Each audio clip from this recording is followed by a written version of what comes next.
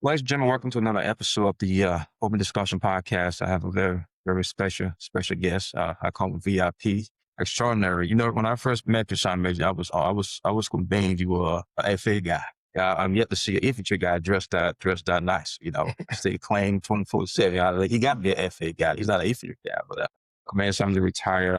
My very 30 years of military service, outstanding military service, serving different leadership position at the executive level. He served as the transformation program manager at the MCOM and program manager of CDC. We're going to talk about how you get that job over at CDC. I've been trying to get a CDC for a couple of years now.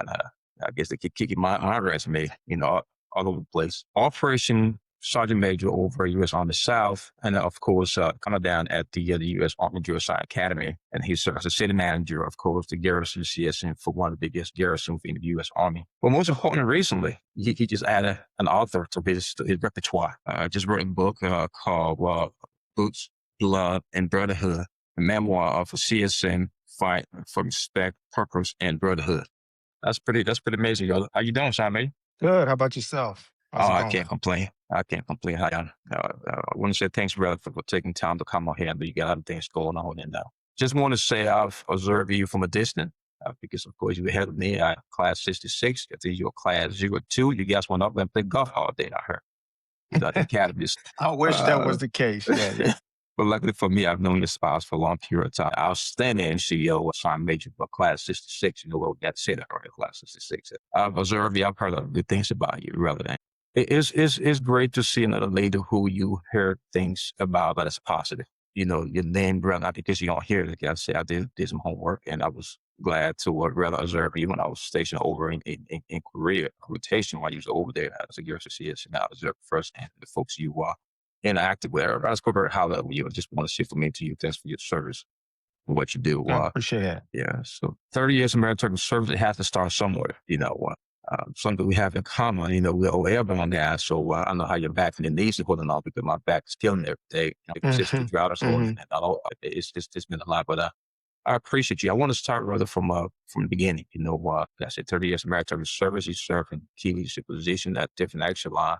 But how did you really come up to the decision here to serve? I don't know if it just came organically as a kid. I was an Army brat, and just seeing the military. At no time did my father or mother say, "Hey, I think you need to go in the military."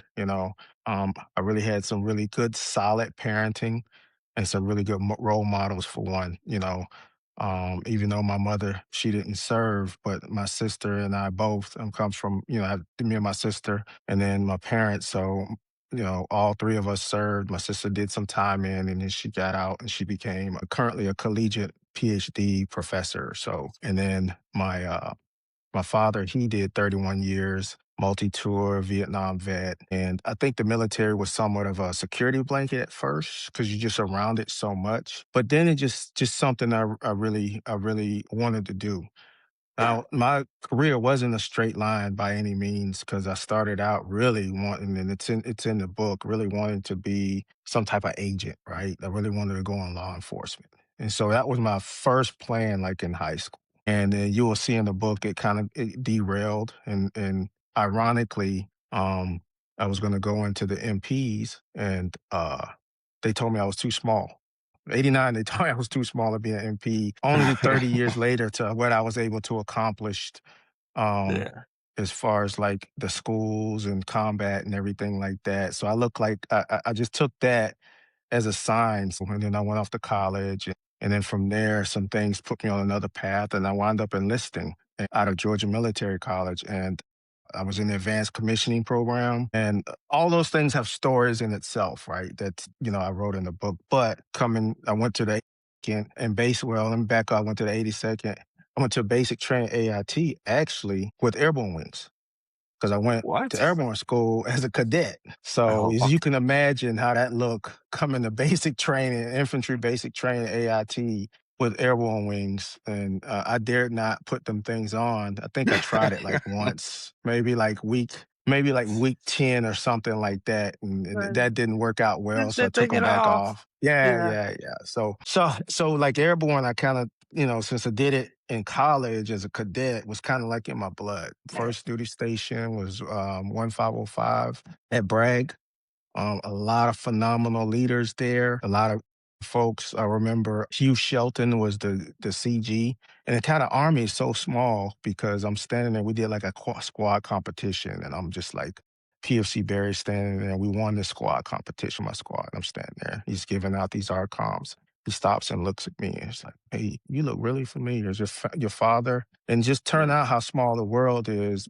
He was my father's brigade commander at one time. And I guess just out of family resemblance, he kind of stopped so just from there, just my career, I just always tried to attain and do the right thing. I can't say, I would tell everybody you shoot for greatness and if you get anywhere close, you're doing okay, right? I think I was just wanting to really just do a really good job everywhere I went and be a part of the team. And just being infantry, airborne infantry is difficult in itself. You try and lay a path for people who look like you, can see that you're doing well and doing things well. I went to Ranger School, Air Assault School, Jump Master School, all those things there, and then just chipped away from it there. So I would say like my roots started in the 82nd, and 82nd will always have a special place in my heart. But going to 10th Mountain, and when I got to 10th Mountain, I really accelerated there just because I had a really good foundation as far as like the trade of infantry and what infantrymen should know and do. And then I came back from 10th Mountain and was in 18th Airborne Corps Alerts. I'll tell everybody that was like a Ranger Battalion minus. It was they didn't play with you there. You had to be assessed. Everybody wanted to be there, and at any point you get kicked out for release for standards. They didn't really play. It was a different atmosphere then. Like it was really standards and discipline, right?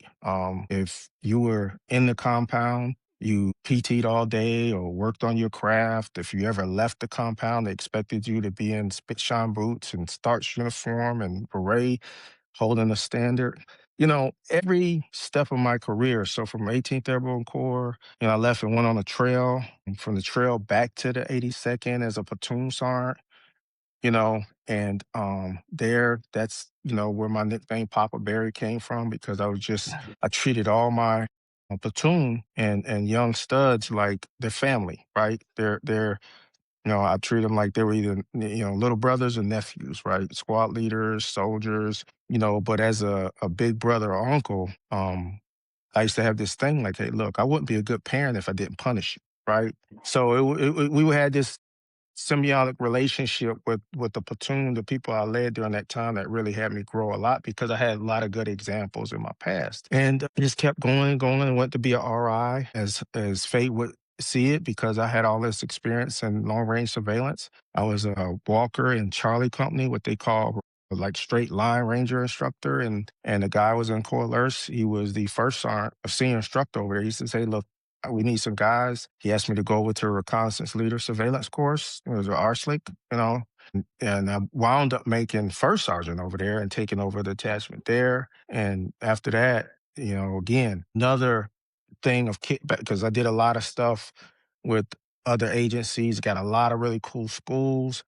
Went over and trained with Regiment Recon, Ranger Recon over there. And it was just a really good experience. So from there, left there and went to Fort Polk. And that's kind of when life kind of slowed down for me, right? Because the intention, what I thought, and I think what Branch thought when they sent me there was I was going to be deploying on a mid team. And then all of a sudden, as fate would have it again, they said, no, we're not deploying. We need you to take over G3 training and set up everything coming from Fort Riley to Fort Polk. So all the ranges and training lanes and everything, I was kind of in charge of that at the G3 training level. So that was a good experience, but I still felt like I was sitting idle. So I did a tier one assessment, did really good, but I was at that time logging the tooth as a master sergeant doing something like that. And they looked for guys a little younger. I didn't get selected, didn't get to stay, but the experience was really phenomenal, right? And again, talk about those things later in my book, but it's one of those things like when you get to see another part of the Army that people don't even know exist, you grow and see people um, who grew up on that, what some people like to say the dark side, right? But what I will say, Jam, is about special operations, right? What I've learned throughout the years and that experience, because I've been in and around either friends, very close friends, or attached or anything during combat or anything. I tell soldiers who aspire to do things that they think is highly difficult, whether it's special operations or going to flight school or going to be a warrant or going OCS, the only really thing that I see, right, a lot of times that separates a person is the level of commitment that they're willing to give to get there, right? I mean, everybody's same flesh and blood, put their pants on the same, but when you really look deep down, are you really to sacrifice your body to get in the shape you need to be in? Are you really to sacrifice your time to really learn what you need to learn? So it's I think the first thing tenet of something like that is a person has to really say, I'm fully committed to doing X, and then they'll be successful, right? Yeah. So from there, Fort Polk to Fort Knox. And it's funny because when I left assessment, the team there told me, hey, you're going to be a SAR major. Like, you're going to be a SAR major. Like, they was like, we honestly think keeping you here would hurt you more than, even though you love being here, as you're licking your wounds and sad about, not, anybody with any that wants to, attain greatness or shoot for greatness wants to get selected, right? So I've had times where things didn't work out, really disappointed, and I had to turn around and recalibrate. But just it's funny. I left, went to Fort Knox, took over a company again as a first sergeant, and that very first list, I made sergeant major. I made that list, right? At Fort Knox in that separate infantry brigade there and really had a great time. Really another place with good leaders, phenomenal leaders. And I always had this thing because I had a platoon sergeant named Sam Costin. He was like one of the only in his era, one of the few black guys that was in the Ranger Battalion, first Ranger Battalion. He was like a sniper there, right? Then to be a platoon sergeant when I was like an E4. He's the one that really got me through Ranger school, right? And he used to tell me like, people will see if you try hard, people will see the potential in yourself that you don't see, right? And I try and tell that to soldiers when I say, hey, you need to go do this, or you need to do that because I see the potential in it. But from there, I actually went to from Knox. I was lucky. I was non-res. I was class 63 in the Sergeant Major Academy, but I was non-res, right? And I was butthurt because I didn't find Yeah. out I was non-res until 30 days before leaving. Ooh, Me and my wife yeah, was already kind of making plans, apartment, furniture, what we would have to do to split the household. And next thing I know, I get an order that said, nah, we don't have a backfill for the ops sergeant major there. You're gonna of course. stay as a promotable. And I deployed again, right? But I will say this. I will say again, things kind of work out. At the time, I was butthurt, really upset about not being able to attend the academy. But it put me in the queue of being a sponge because not many sergeants major get the opportunity to learn about staff until Yeah, they're really thrown in the staff, right? You really don't know, you think you know how a TOC is ran at echelon until you're running a TOC at echelon, right? So as a promotable master sergeant, now I am the battalion ops sergeant major. And then, I ran like an EIB, I ran like an EFMB for the brigade, right? They threw me in a hot seat. So I mhm, learned how to coordinate up, down, and around, and really what it means to make relationships, and that helped a lot. So when I left there to take my battalion at Fort Bliss, I knew as a battalion command sergeant major how to mentor my ops sergeant major on how a TOC is ran and how to mentor the three and the XO, kind of like, because typically all three of those individuals are kind of thrown in the hot seat.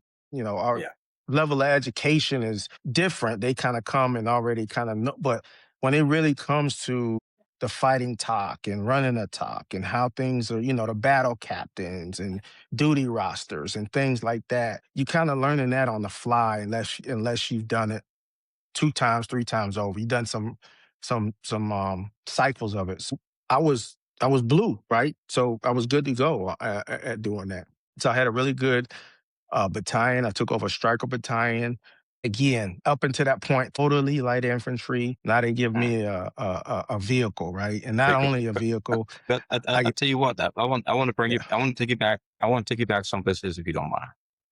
Okay, yeah, we're gonna discuss your time CS, and I do mm, believe that's one of the most profound time in the CNI commission officer life to serve as a baton of a brigade level CSM. But I want to go back mhm, to your time of you went through airborne school, but really operated within the 82nd Airborne Division. Because for me, I'm 82nd down myself, and yeah, I'm somewhat biased, right? That is a big difference, really. You know, from being in one division compared to being within 82nd. Because for most mm, division, you're doing the job, but now 82nd, you right, have to do your job. But also, you have to combine the airborne operation. So, yeah, yeah, from your perspective, what do you think that makes the 82nd soldier so unique? I'm not saying we got superior to anybody else. I'm not saying. I'm just saying, what just the level, the mission set is different. It's in our airborne sequence, and so on and so forth.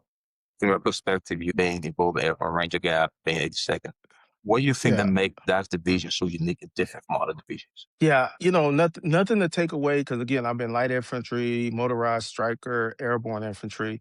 I just think, in my opinion, the 82nd moves at a much faster pace in combat and out of combat. Right now, I'll give you an example. I usually tell, like, if I had an East First class who had never been airborne, right? Just went to airborne school. He's been 101st or third ID or something like that, right?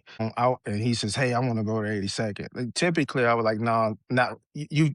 You need to look at somewhere else, right?" Because there's so much nuance to like shoot shakeout. You know what I'm saying? First 31 the vehicles to deploy, division guard, those things that you typically don't see in other units, right? And then just the red, amber, green cycle is a lot different. What's involved with those cycles that's a little different than the 101st or third ID. So the op tempo and then brag, I always tell people brag is a installation that never sleeps, right? Man, So I bet you can remember as a young soldier, you would see just as many, LMTVs up and down Ardennes at night as you would without see in the stop. daytime, right? It's nonstop.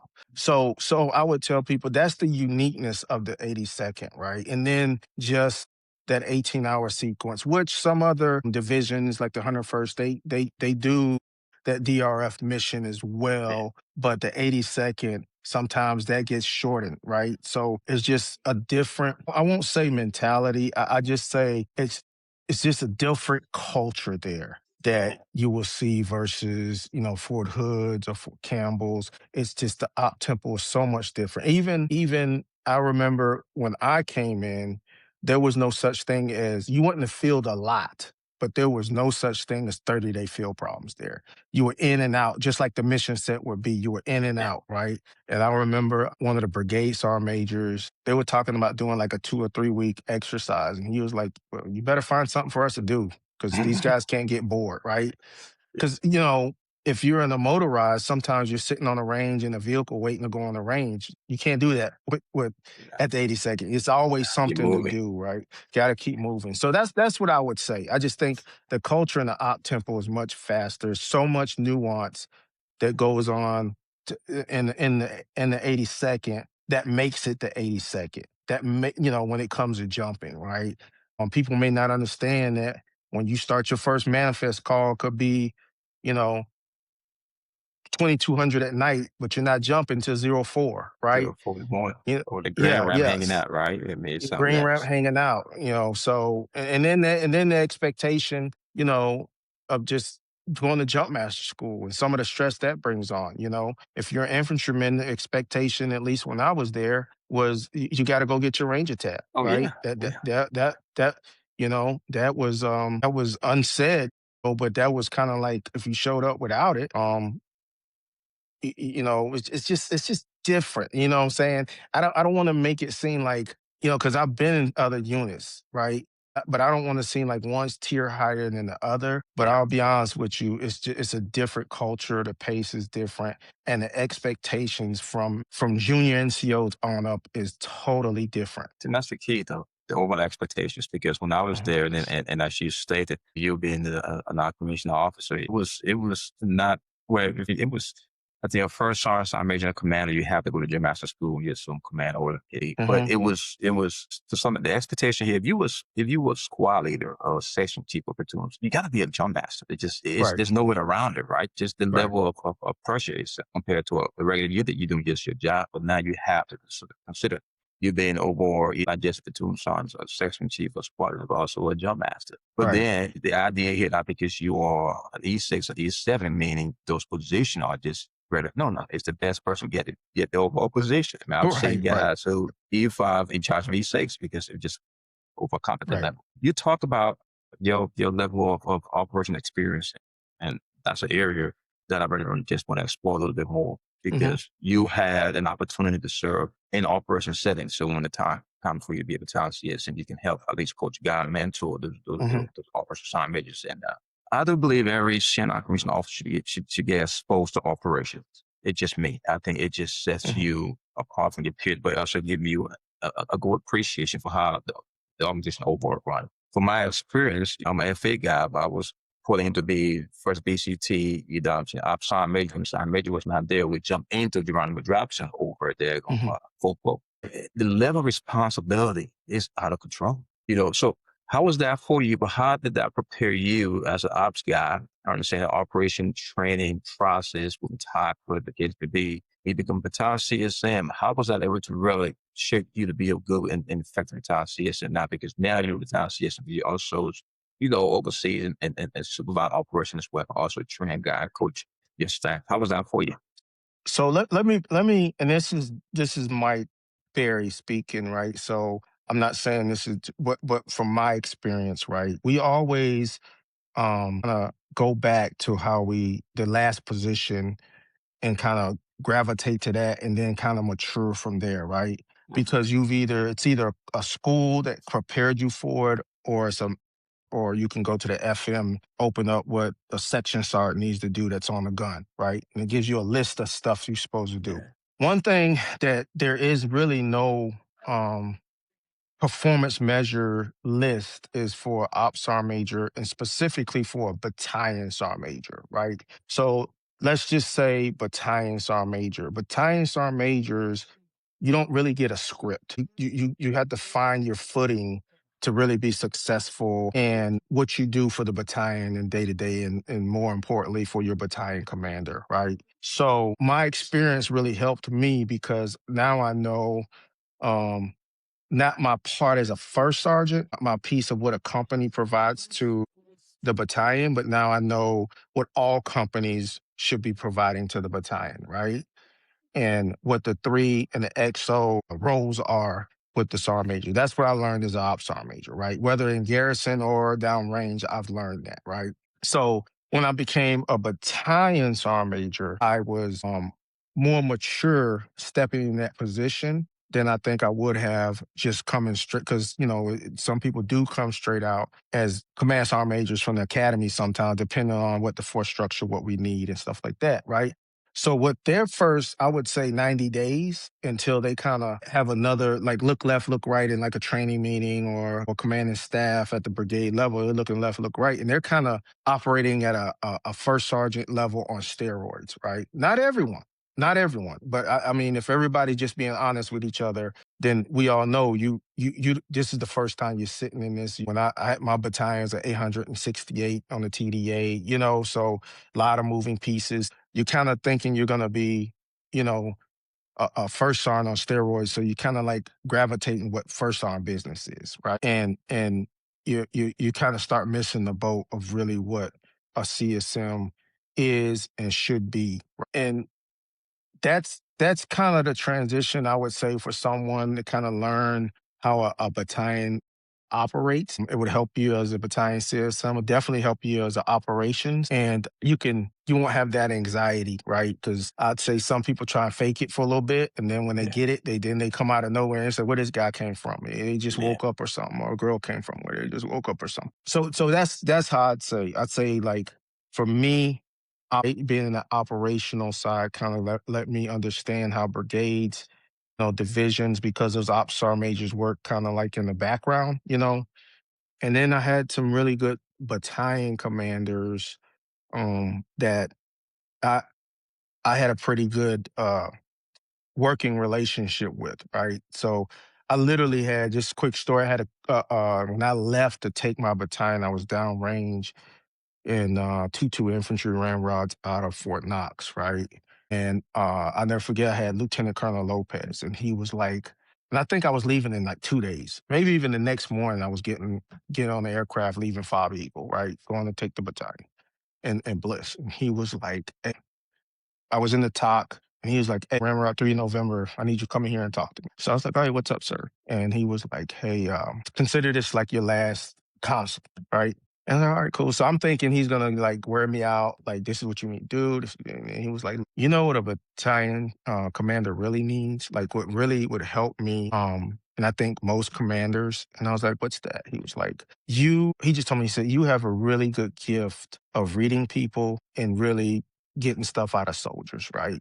Like you can go to an E4 just like you could to an E8, and you can tell them to cut it out. You can fix a problem and like you're just really good with people and reading people. And most of that is because I would say 99% of that is because you really genuinely care about people, right? And their success and you know that their success makes your success." He said, "But for a battalion commander, we have to make so many decisions in a day that we want the sergeant major to pick up like anywhere from 3 to 5 things that with the command sergeant major, we need him to pick up 3 to 5 things that I don't even have to. If somebody comes to me and says, hey, this is an issue, whether it's schools, whether it's no matter what it is, right? But if somebody comes to me with an issue, I'll be like, go talk to sergeant major. And I know that you can handle that no matter what echelon. Let's say it was a division issue and we're at the battalion. He says, I know a guy like you could go and talk to the division, CSM, or the commander and flush this out and get it fixed for me. I don't have to have any energy. So I took that really resonated with me on my place in the battalion, knowing what's going on, knowing command structure, really having good relationships, not just in my battalion up and down, but across to my Of peers course. and with the other brigade commanders. You know, if they see me and like we're in some social, introducing yourself, let them know who you are. You know what I'm saying? A lot of times it's only 6 degrees of separation. You know, do you know, Sam Zoker? Yeah, yeah, yeah, great guy. You find some commonality because one day or another you may reach out to him and say, hey, sir, I need this. I mean, that's pretty amazing because what you just said, you talk about, that commander calling you, and you guys having that discussion. And for you being around, a couple of days, you have been able to observe different command teams, different sergeant majors, and I would say some sergeant majors struggle because Right. leadership is about people. It's about people. And you being at the time and then brigade and up to the nominal level of WCSM, how will you say a new CSM coming in at those different, at what echelon? What should be your focus? At the nominal level, it's a little bit different, right? You have a general officer, he or she Hmm. has the mandate and vision direction Hmm. they all want Hmm. to go. But this is focus on as far as at the time the brigade level CSM coming in to a new position, because you are somewhat familiar with the organization. It might be heavy or light, no matter what it is, or you go into a city manager or garrison, the responsibility is somewhat a little bit same, but somewhat different in some aspect. But what are some fundamental things you think that CSS should come in with, the position? For me, a quick example, I love to conduct a quick assessment of an organization, talk to the Hmm. town, brigade commander, understand their vision, what we is so far, get some briefing in, and then determine before any changes is made of who you in combat is different, right? Stuff have to change and shift. We have this discussion. Well, I've Hmm. seen CSN coming in, want to change everything for some reason. I conduct this assessment to determine what's going on first. What would be your Yeah, yeah, advice to current CSN, or future CSN going into those yeah. battalion brigade level positions? So I hope whoever is fortunate enough to look at your this podcast kind of like this and I'm giving them answers to like some scar tissue answers to the test for a CSM, right? Yeah. This is some good nuggets that I learned early on. Okay. So the health of an organization for a CSM, that is the CSM's hallmark, keeping people in the fight, fit to fight, and ready, right? That's kind of like the bread and butter for a CSM, right? That includes like, kind of monitoring PT with the companies, kind of like where we're at. But how do you do that, right? So this is something that people coming in as a young CSM really don't get until much later, sometimes until after their second year, right? Their first until you're in that position, the evaluation. This is the first position that a person is ever in to where Big Army can pull data to see how your organization is doing, right? They could care, yeah, they could do it as a first sergeant, but when it comes to how units fight and everything, they really kind of can look down and see what X battalion is doing, right? So they have the HR metrics. And that is really a big part of a CSM, a command sergeant major's report card, right? Whether they like it or not. So you can have max PT score, right? And you can be like the fastest runner, top 5 runners in the battalion, right? All good stuff. And you can do a 12-mile road march in 2 hours and 40 minutes. All great stuff, right? But if your NCORs are late and awards are late, and you have a number of Cat 4, Cat 5s, right?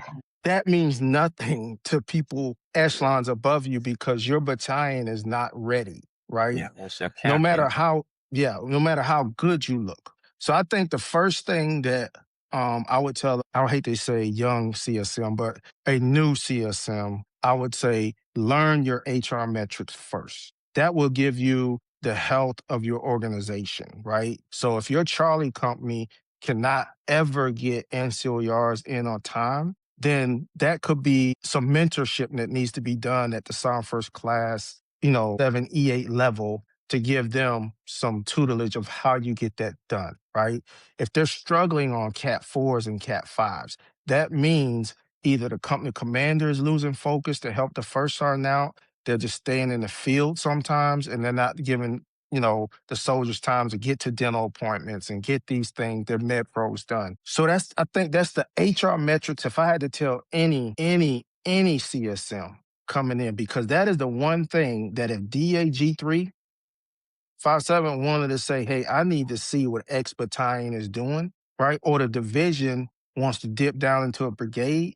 That's how you get phone calls from the brigade CSM up through the division CSM about what's going on. They could care less about who's hitting expert on the range because we know we can get that, right? Yeah, I tell anybody, I can get a monkey to pull a trigger, right? I can't, right? But I can't, it's developing leaders that's the hard part, right? And leadership is not just, in the woods, on the range, patrolling, in the motor pool. There's so many other things that resonate from HR metrics, and that includes your maintenance. If your HR metrics is good, I guarantee you it's going to spill over to your maintenance, right? And just other things. So that's what I would say as a new command sergeant major, come in and learn, understand what HR metrics is, because your brigade CSM is all over HR metrics because that's a big portion of their job as well. that's part of Powder River. You talk about leadership. Briefly, I just want to jump into that because you and I can agree that the U.S. military primary mission, right, is to defend for the American people, both domestically and as far as Mhm. locally internationally. How will you describe leadership being both garrison, stateside, and combat? Because you all been deployed before, different places, and it's different, right? The Mhm. combat operation, the combat environment is changing. And Yeah. I was saying some guys in Garrett very successful leading troops in garrison, but you forward deployed, things a little bit different, right? It's just the Mhm. level of Mhm. stress that comes along with it. Mhm. The mission is set, the operation tempo, a lot of things happen. But now you have to manage so many things you got to worry about folks getting injured or killed, whatever the case may be. From Mhm. a leadership standpoint, how were you able to navigate that? You turning the switch from being stateside, now you deploy forward deployed, and it's a little bit Yeah. different now. It's not like waking up in the morning, just doing PT, doing your work, going training, going home. Now you have life and to preserve your type of mission you have to accomplish. But from a leadership standpoint, how were you able to manage that as a leader, and what you believe that make your organization successful in our area? I tell you, that's a good question. I would tell you that one of the number one tenets of Mission Command, inherent trust, right? is one of the things that you really have to build within your organization. Whether you're a first sergeant, whether you're a command sergeant major at any echelon, or whether you're a platoon sergeant, squad leader, section sergeant, or team leader, right? First is inherent trust. Those soldiers need to know that you are there for them 100%, 150% of the time, right? 1,000% that you are there for them, whether right, wrong, or indifferent. They can come to you if they've either messed up or they have any inkling of being scared or in any way going out the wire, right? And then the next thing is like building character with your soldiers. I used to tell soldiers all the time, "Hey, look, we all make mistakes, right?" I said, "But do not lie to me." And I think that came from my time as a LERS team leader, because reporting from a long range surveillance aspect, any type of recon, it can shape the battlefield. So if you're embellishing and you're not telling the truth or something like that, a commander could commit forces to something that could mess us up, right? So I used to tell them, says, "Hey, you may have messed up, right? But as long as you tell me the truth, we can get past that." And it may be bad. It may be, soldiers, "Hey, I messed up. I did drugs, or I was at a party or whatever." But if you have me chasing my tail, then you know how this is going to work, right? So in combat, you build character, you build that trust, and then you train. So when you get in combat, you kind of still instill those things right there that makes them have that confidence, right? But more so the truth aspect, because this is an asymmetrical battlefield we're in, right? And we operate so decentralized. You may, like, my fires platoon was nowhere near their battalion or brigade. You know what I mean? That smoke had to trust me as the first sergeant when I had him. He had to trust that, hey, if he needed something for his guys, I'm gonna get it for him. Right. If his guys are sick, I'm gonna take care of them. My medics are gonna take care of them. And I think for me, and a lot of times, again, the whole Papa Berry persona would come out, because anytime I wasn't on a patrol with one of my units, like a platoon or squad, I tell you, it had me on pins and needles, right? And it's just like sending your kids out, on the I first did a time they ride a protecting, bike. Yeah, yeah, you're just a protector, right? And then I just have a sigh of relief when they came back through right. the gate, and they're like, "Hey, we're 100% green, green." And I let them know that, right? You know, and I think that the difference between garrison and combat is they kind of look at that from their family, right? Whether they're married, their wife kind of gives them that calm and things like that, right? When you get in theater, the family of the soldiers, around them has to give them that same calm, because at that point it's about each other, right? No matter what differences they had when they got on that aircraft, when they got down and got in to whatever company cop or fob or whatever, now they're family. And it's not about any differences but them coming home, right? And when it goes to trust, I think that a PFC can change the way we fight in the whole theater. Just one One shout out, action. one action, one thing that a PFC can change how policy is done, right? And a lot of people don't, they kind of think about it, but they don't think about it in that aspect, right? So as much as they trust me, I have to trust them and know they're going to do the right thing. And whether it's did you bring your nods out? This is a daytime mission, but did you bring your nods? You still Are got to you bring it out. taking yeah, are you taking your combat load? Are you doing the right thing?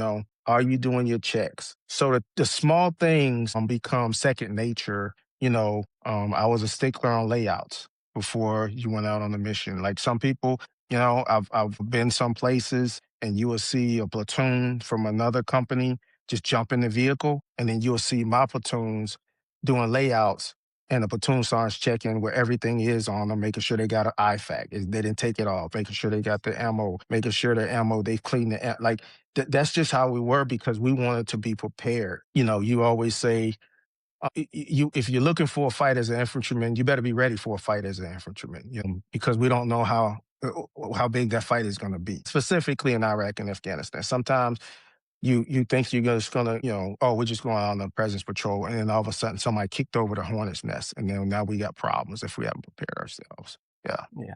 Thanks for sharing that. For me, I look at it as that airborne mindset, right? You put Mhm. that T10 on, that T10, Delta, that gymnastic inspector, that's Yeah. your equipment, it has to be tied down properly, secure properly. You have the right thing, this checklists, whatever the case may be. Thanks for sharing. I want to explore one of the positions I'm very fascinated with you serve in as a city manager. We refer to some time as a garrison CSM because a lot of, CNI commission officer, when serve at the top CSM or whatever, you start competing for brigade level. We all want that maneuver, that BCT. It's just something we all want to get. And then garrison, for me, I have a huge appreciation for the garrison because nothing function in the installation without that garrison command team, of course. Mhm. But it's a Mhm. very integral role in every segment of a service member's and the family life on that installation, no matter what Yeah. it is. And you have one of the biggest, I don't want to refer to it as a garrison, I want to say area, even though Mhm. being in South Korea. And how was that experience for you, and how did that shape you as a leader? Now you're retiring now, being a city manager. Looking at things from a different, through different lenses. Not just having an organic, brigade combat team, but you working with all those different stakeholders and those civilians and different things you touch. How did that shape you? How do you think that make you who you are today as a world leader? Yeah, I tell you, that's one of the positions. It was, just to be honest, it was two assignments that I left that I was really upset about and disappointed, right? Until I got there and it kind of, leveled out. The first one was leaving the 82nd, going to 10th Mountain. I was a young E5, promotable, Ranger Tab, jump master, senior rated jump master. What I did not want to leave. you want to lead? Like, I went kicking and screaming, and then when I got there, I realized how much I had grown and matured to be a really good leader. The second one was Garrison Command. When the list came out, I was thoroughly disappointed. And actually, again, it kind of lays it out in the book, but I actually reached out and why did this happen? Like why me? Yeah. Right? I've been Why this, me? this, this. I've been this. I I think want a I'm really, BCT. I want my yeah, yeah, yeah, yeah, yeah, BCT. yeah. I want a BCT. And a senior sergeant major reached out, right? And was like, hey, look, let me look into this. So he did. He made some phone calls and he called me back and said, hey, look, this is a good thing for you, right? That you are gonna get shaped in a way you can't even see right now. So fast forward, I got on the plane, got over to Korea, not knowing, like, I mean, the Army got me towards the end of my career on an overseas assignment, right? So I get over to Korea, still not understanding what Area 1 meant in Korea, right? The significance of Area 1. That is the area that butts right up to the DMZ, right? Mhm. So my responsibility was everything above the Han River in Seoul, all the way up to the JSA on, and every installation and camp in between, right? But that is a quick maturing and kind of, now you're not a battalion CSM of a combat unit. You have all these directorates with DPW, MWR, the housing, all the restaurants. You kind of realize how deep, far, and wide your responsibility is. And that's when you start really learning how soft power and influence is, right? No more are you kicking and screaming or you're demanding or you tell a sergeant you need this done or anything like that, because your staff is all, like, for me, we're all KGS, not even GS. Some of them were Yeah. GS, but some of them were Korean nationals, right? So the Katusa population has a large content that work with the garrisons. So that experience was really eye opening. How the Army runs, really, like, how does an installation run, like a restaurant on post, what exactly does it take to run that restaurant? If a Starbucks open, if a Longhorn Steakhouse opens up, like, how does that, and what money's involved? At the bowling alley, it's important to know what revenue is in there. And I remember that I was sitting in the restaurant on Camp Red Cloud, right? And it's full. Yeah, our place is full at lunch. People go there. So I'm sitting there and they had this special, and it was like some, like, fish sticks and fries and something else, right? And it was only like two fish sticks. Okay. So the KGS, the Korean that ran the restaurant, not the director, but the person that ran the restaurant, see me in the restaurant. This is where it clicked. They go, I got some Wasta, right? So I'm sitting there and he comes up, hey, Sergeant Major. I was like, hey, how you doing? Good to see you. What do you think about the special? Because it was a special. And I think it was like $8 for this meal, including drink or something like that. And it was like, and I was like, it's good. It's really good. The stuff is seasoned well. I said, it should be more fish sticks. You know what I'm saying? I would buy more fish sticks, right? So he was like, okay. So this is like, say, a Monday, right? So I go back in there Wednesday, and I didn't even think anything. Like, when I tell you, it was just a conversation, Yeah. and he just asked me, and but I said, but this is great, right? Next thing I know, I come in, and it went from 2 fish sticks, like fish fillets or whatever they were selling, to 5, You right? got spread all over the place. And then he comes back to the table and was like, "What do you think?" It threw me back because I was like, I didn't even know. So now it clicks what your influence is, right? And you got to be careful with that. Just like your picture is up in every shop at PX over there, commissary, and you're dealing with all of those agencies, right? When something comes up, along with your commander. But typically, the garrison command sergeant major is traversing all those areas. Now, I will be honest, some garrison command sergeant majors really just deal on the MWR side, right? They either a little bit of housing and mostly the boss program, and they kind of stovepipe themselves in that one. But to really be successful and learn how a city is ran, you should be in what housing does, what DPW does, what MWR does, how the money is spent, when stuff is being built, how that works. Because when you start talking to the brigade commanders and sergeants major, or even division, you need to be able to speak at a point where you're giving them some good data points in these meetings. What's unique about Korea is I'm in the 2ID area, the camp, the station, the installation, Camp Red Cloud with 2ID headquarters. But I got a number of bosses, right? Yeah. So, you got to make a relationship with the 2ID CSM and commander. The 8th Army CSM is really, and commander is really my boss's boss, right? And then at any point, I get a phone call at that time from like Sergeant Major Peyton, who is the USFK Sergeant Major, that's like, Mhm. hey, look, I need this, right? So now you're at echelon with all these seniors that you have to really juggle, kind of like and shape and massage those relationships. And a lot of times, if a commander and specifically a division sergeant major had never been a garrison sergeant major, they do go through, you get these courses and stuff, but they sometimes you can almost get yourself in trouble. And you gotta you really check in their six, like, hey, sergeant major, let me handle this. I know you want this done, but let me handle this. Like, specifically, I know you in Korea, if you go out in the Ville, right?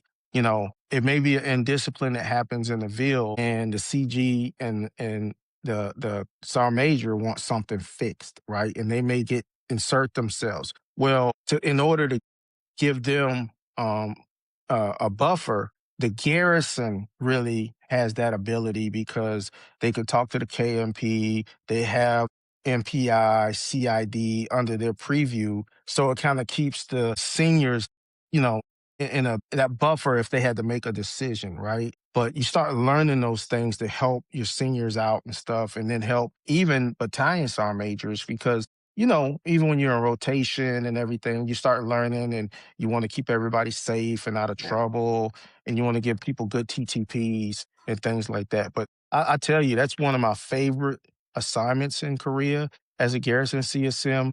And funny thing about it, I did not want to be a garrison Yeah. CSM at all until I got myself over there. And I mean, and just seeing the power you have, soft power you have, how you can get things done. And you just learn so much in that area about how the Army runs, how money is spent, how things are built, why they're built, what's palmed for the next year, on those things, how money could be, used in MWR and then and come back to, a unit in so many ways. So yeah, it was good. That's amazing. I think it helped to make you a real rounded leader, really, like you said, right? Things that we don't consider. You being the maneuver guy compared Mm, to now you the garrison guy or girl, understand how that how city function, all the other key stakeholder you have to build those key relationship with to Mm, be successful. I want to transition into your transition here, right? You serve, you've done all these wonderful things and serving in different capacity. Now you have to transition. I want to do mm. two part question here. You know, how was transition for you? What some things you learned? But most important, I want to get into the book as well. You know, what I'm saying, how did you came about the idea? You know, now you transition. Now you got the time in your hands to it. So now you want to write a book, right? What was the driving factor into that? What motivated you to say, I want to put some things on paper here and share it with everybody else? Yeah. So transition for me was at a really odd time in, I think, in the world in general. I transitioned right during COVID, Mm, when people were sent home, masks were that 6 feet of separation. I didn't have any type of ceremony at all.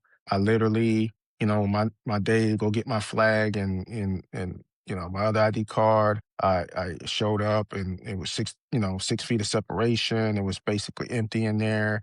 I got a fist bump. Thank you for your service. And I got this flag in a plastic bag, right? And you leave. I left. I remember driving home and you're thinking, like, dang, 30 years. You don't know. I really didn't know what to expect, like, after that, right? So came home, I put my stuff up, and I was really trying to process what I am now retired, right? Because even though I was retired, I still had uh Army South calling me for different stuff, right? And it's funny because I even knew the person that was took my position. He worked for me in the past, right?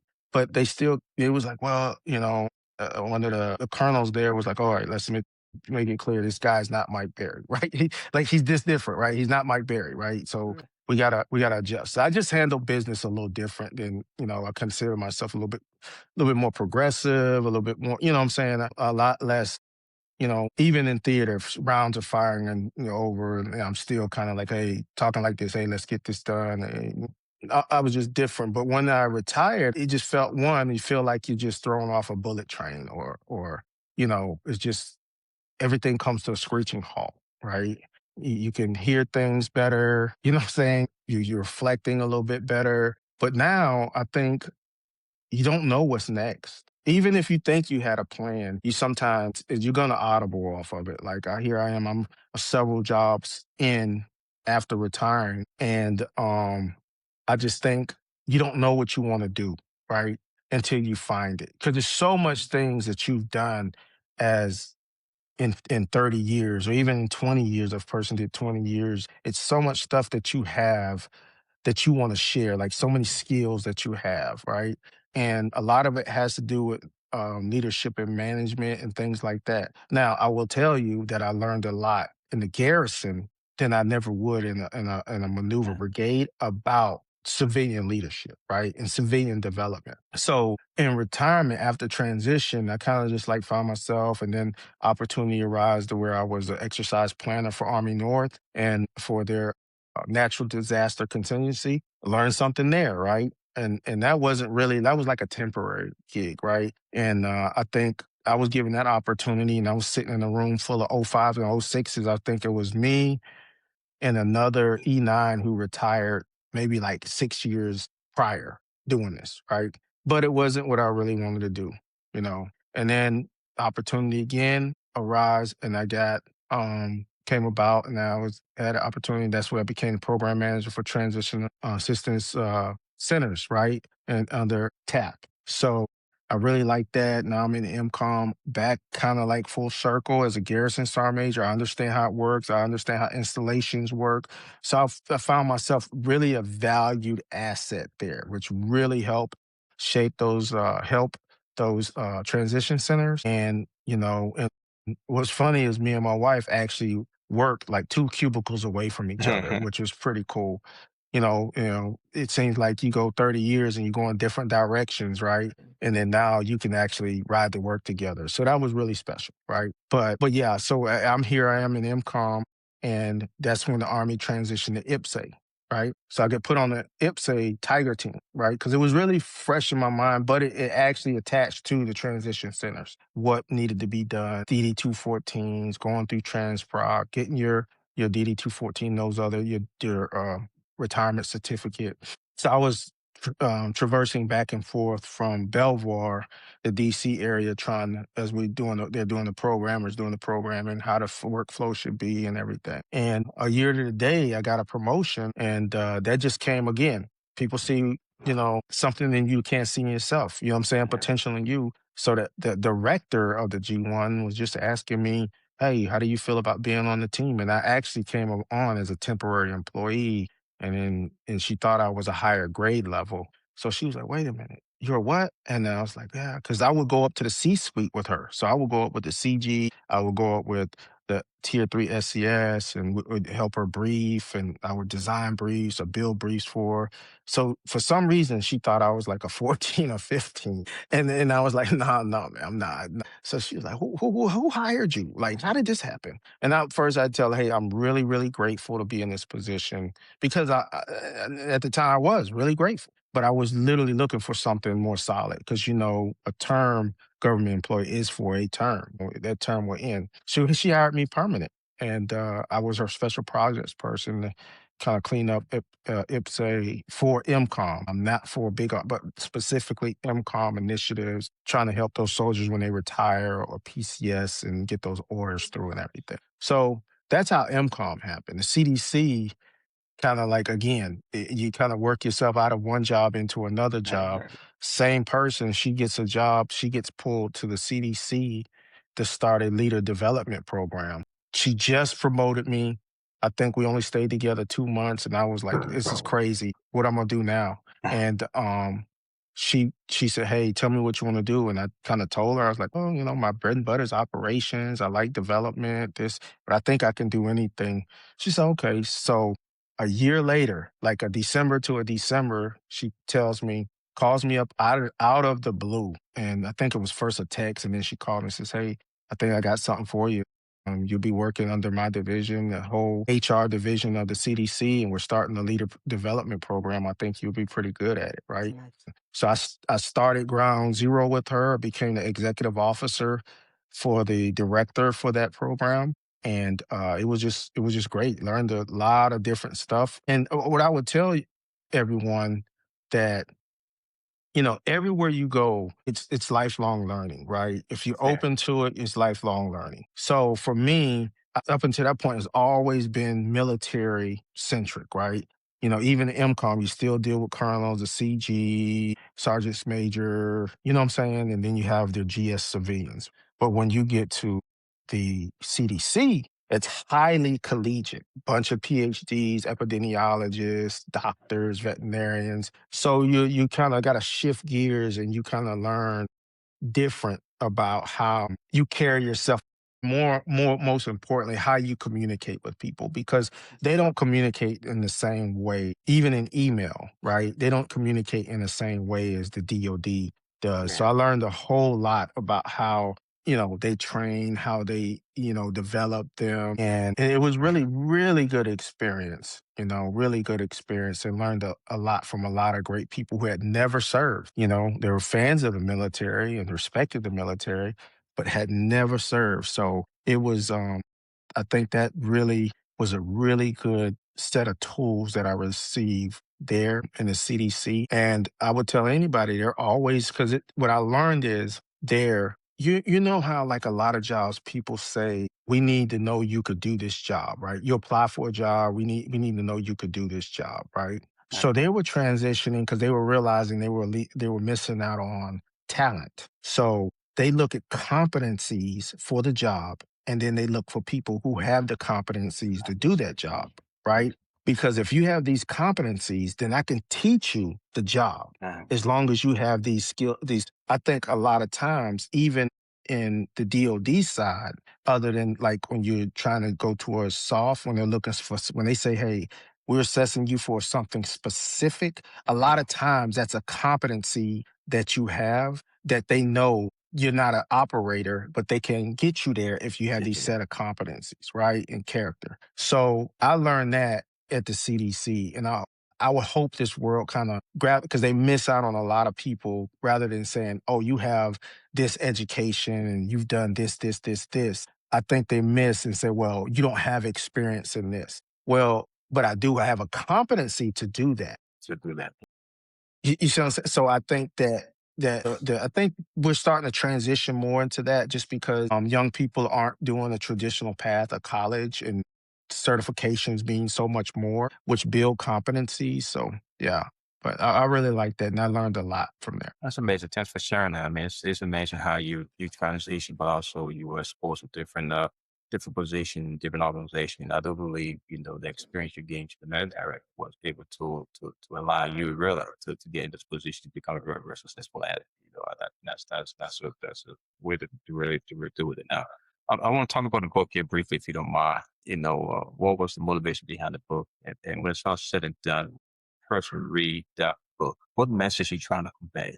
Yeah, so initially the book was something I was writing for my family, right? And I think as an army brat and just in this world in general, our history is kind of segmented a little bit because we move so much and your home is not really yours. So where I grew up and where I was born is not where I'm living now, right? And I live in Texas. My two sons do live in Texas, but my parents are in South Carolina, right? So when they ask questions, just like you did about how I joined the army and what led me to join the army, I wanted my son and my grandkids to pick that book up and say, okay, this is kind of my root. This is why my grandfather did this, or this is why my dad did this, right? Whether I'm here or gone, it was so that was a thought, right? And really and actually for my wife too, to really give her, some of the things in the book we never even discussed. So she never even seen the book, and she literally just finished reading the book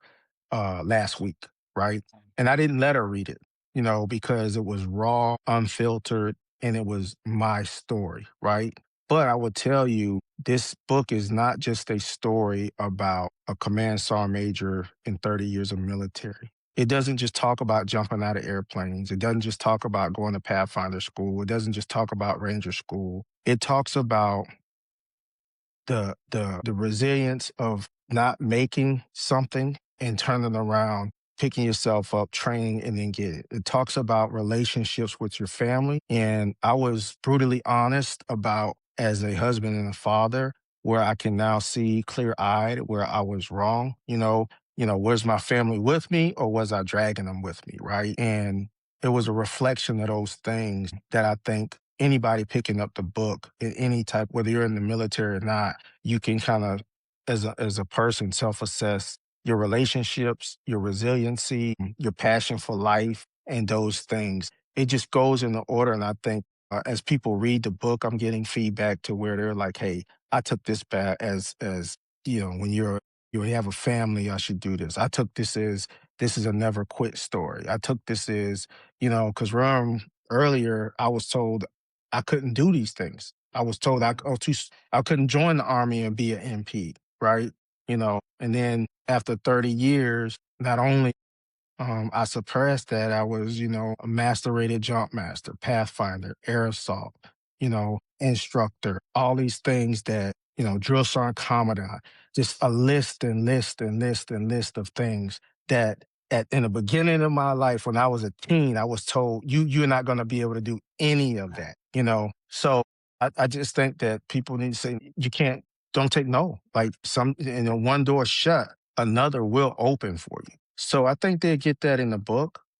Again, uh, it is my memoir, but I tell everybody sometimes if, sign the book, I say, my story is your story because you would definitely see yourself in this book at one point of your military career or one point from your professional career. You could pick out a chapter and say, well, I think that's me. That speaks to me. Appreciate you, brother. Yeah. Thanks for sharing us. I told you earlier, I've already ordered my copy. It is at home waiting for me. When I get home, I'm going to break it up and open them up. I want to let all of those airborne stories you have because I'm an airborne guy. I'm just not biased. I just can help Yeah. myself, right? And for those of you out there, please go and grab a copy of the book if you find on Amazon. You have a copy which you can pull up real quick so we can see. I do, but it's Okay. hold on a second. Hold on. I'm gonna get from the camera. Hold on a second. I got you. I got you. Nice, nice. Yeah, I'm gonna make sure I put the description into the link below as well. Once we well set, I we get us appreciate it. there.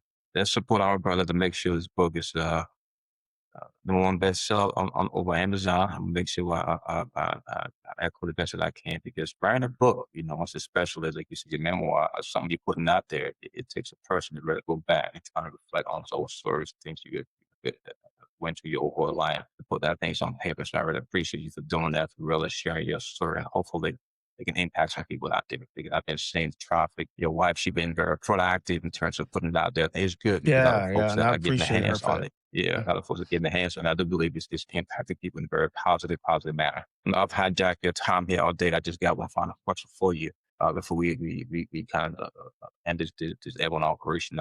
When it's all said and done, right? 30 years looking back, you sit back, conduct that self reflection of your career, life, and military life overall. What is the message really you want to give to folks out there who may be contemplating serving military or who have served? And how will you say the military change you in both positive and negative whatever way you want to express? One, I would tell people that who thinking about serving that there's no greater privilege and honor to serve your country, right? I think that a person I acknowledge that this isn't the army that you and I joined, right? It's much different, but it still has some of the same tenets in it, um, and it still has greatness, and especially our hallowed 82nd Airborne, right? I would tell people who are serving that whatever you are doing, try to be the best at doing this. Our soldiers and the people of America deserve it, right? We're going through some times right now, and I think that the way we train and the way we carry ourselves is how the rest of the world looks at us. And you know it because you've been to Korea, different places, and everything like that. To the veterans, I just want to say thank you all for your service. And whether you know it or not, you still have a lot to give this country, whether through mentorship, whether through showing people how to do program management, project management, leading. I found out that a lot of people doesn't know what strategic leadership is. They just don't know, right? And I just think that veterans can really, really still give back. So, yeah, those three things. I really appreciate your time today, and I'm glad you asked me. I was kind of apprehensive about this, kind of nervous about it, but I'm glad you invited me to do this. I appreciate it. I appreciate you, man. As I expressed, I think very highly of you. I try to bring folks on the platform that I know have a very a unique story, but most importantly, through these discussions, you might can learn one or two things from knowing you from a distance. I know your spouse, you guys are great American in our book. It takes a lot for both, you and your spouse to serve. They're just mad at the complexity that comes with it, serving, but not just serving, but serving at the highest level, both of you guys. So it says a lot about your commitment and desire and the things you've done so far. And your name speaks volume, both of you and your spouse. There's nothing bad anybody can say about it. It's just who you are, and you've always been there to help you go up. So I appreciate you, man. God bless you again. Thanks for coming out here. And again, hopefully it will be a second sequel to the book, because that's how the book process work, right? You write one, and Yeah, they're yeah, going to yeah. say they're going to ask for more. But rather, Yeah. thanks for really put your stories out there. But thanks for taking your time to really express some things with me.